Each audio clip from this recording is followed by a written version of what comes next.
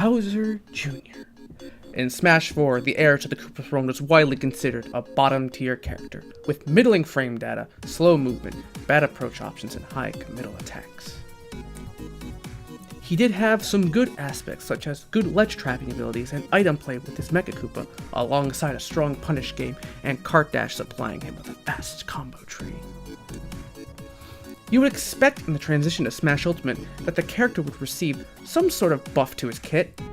Well, yes, he did. Kind of. Overall, Bowser Jr. received a good amount of small buffs, but not as much as expected.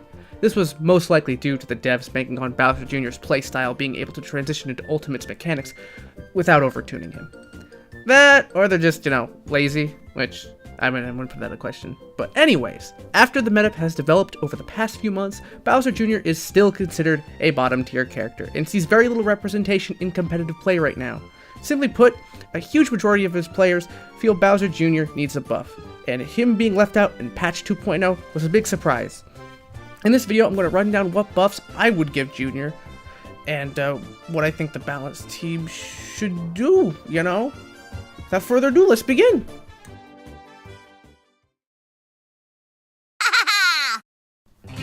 I think when making your own patch notes, it's good to look at the character's playstyle overall and try to balance around those core attributes. 1, because it keeps the character's already established playstyle in check, and 2, because it's probably not something the devs would do in the first place. Despite this being my patch notes, I still want them to be realistic patch notes. So let's run down Bowser Jr.'s playstyle and attributes and get an idea of what we can do. Bowser Jr., by its player base, is considered a bait and punish character with great edge guarding, ledge trapping abilities, survivability, and recovery. He can take people to ludicrous percents off one exchange if you play your cards right.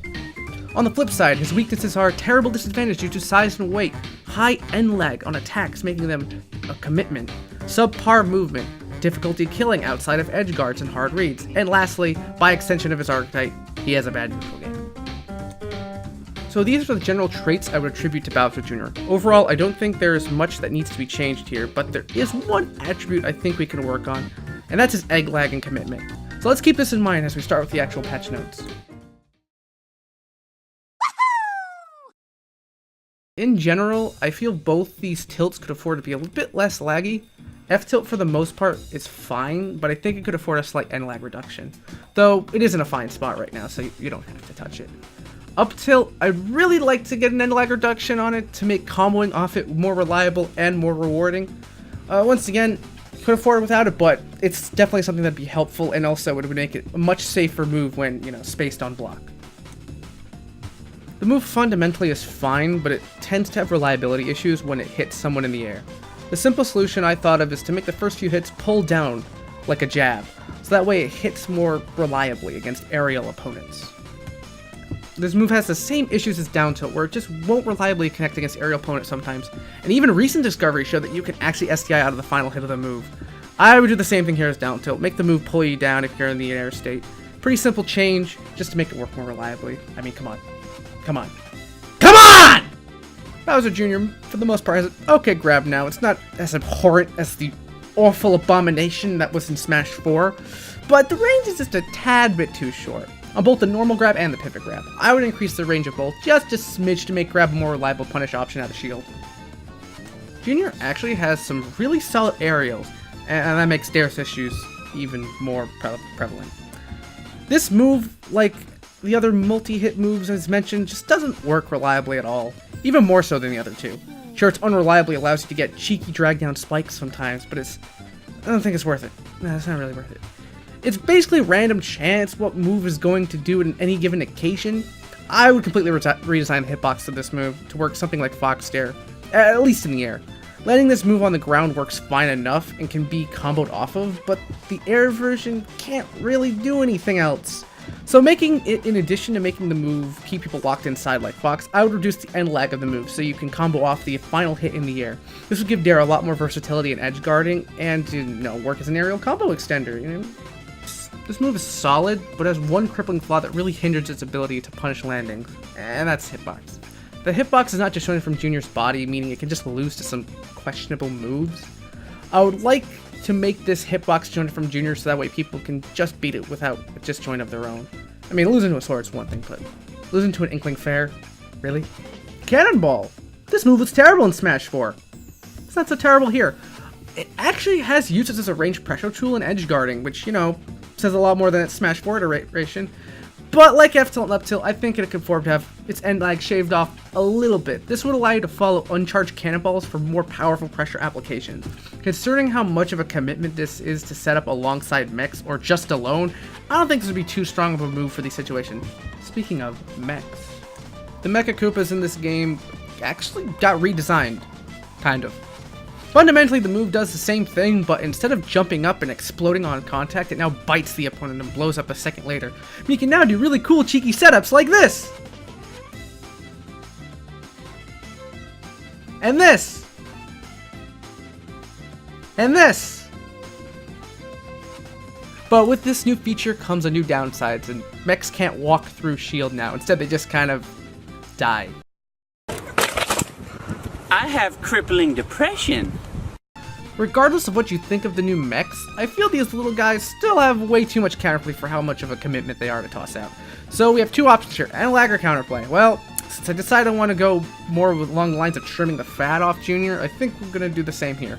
I'd reduce the edge lag of this move considerably, by at least 10 frames. This seems drastic, but I really feel this move is just being held back a little too much and doesn't need to be. Reducing the end lag keeps the plethora of counterplay the move already has while giving Junior not only a much more reliable tool to combo off of from the initial deployment, but also gives him something he can more safely throw out to apply to his own neutral game. Oh my gosh, I did not put any commas there! Up B is a relatively versatile move on its own, but there's one aspect to it that kind of hinders its reliability. Sounds familiar. Anyway, the cart drops and the explosion don't actually combo into each other, meaning characters can air dodge out of the first hit to avoid the explosion. This really hampers the move's ability to catch people's ledge get-ups or baited approaches with a high-risk, high-reward move. I think the reason they don't combo into each other is because they don't want people to just use a semi-brain-dead edge guarding tool and just throw it off stage, and people would always get blown up and just loop them over and over again. I think that's a fair reason, but it's a high committal move to do just to theoretically loop people. I mean, it's not like this game has, you know, another brain-dead edge guarding option that requires no commitment whatsoever anyways. Anyways, let's move on to the conclusion. Oh wait, you guys want me to talk about the up B thing? Oh, well, I mean, I would say get rid of it, but listen, guys, there's a 0% chance they're ever going to remove that mechanic from the game. And yes, I think it's a mechanic at this point. There's no reason why it wouldn't be a mechanic, why it would be returning. But they're just never going to remove it, guys. I'm sorry. I wish there was a chance they would, because it's the dumbest, most asinine mechanic I've ever seen added to a character. But it's just not happening. But if there was a chance it was, I would say absolutely remove it. It's absolutely stupid. I know Junior has a really good recovery, and without this weakness, it's, you know, probably like a top 5 recovery, but who cares? Junior's a weak character already. Why do you need to just find a random way to gimp him? No pun intended. Gimp him more than he actually already is. So, yeah, if they would remove it, good. But there's a 0% chance that's happening anyway. Well, that about covers all I think Junior needs to be buffed. I want to keep things relatively tame, because overall, Junior's not too far off from being a decent character. Emphasis on decent. Junior, in his current state, despite my qualms, actually feels a lot more fleshed out and a hell of a lot more interesting than his Smash 4 iteration. So bravo, dev team. You're almost there. I hope you enjoyed this video, and I don't know when I'll upload again, so I'll see you guys next time. Maybe.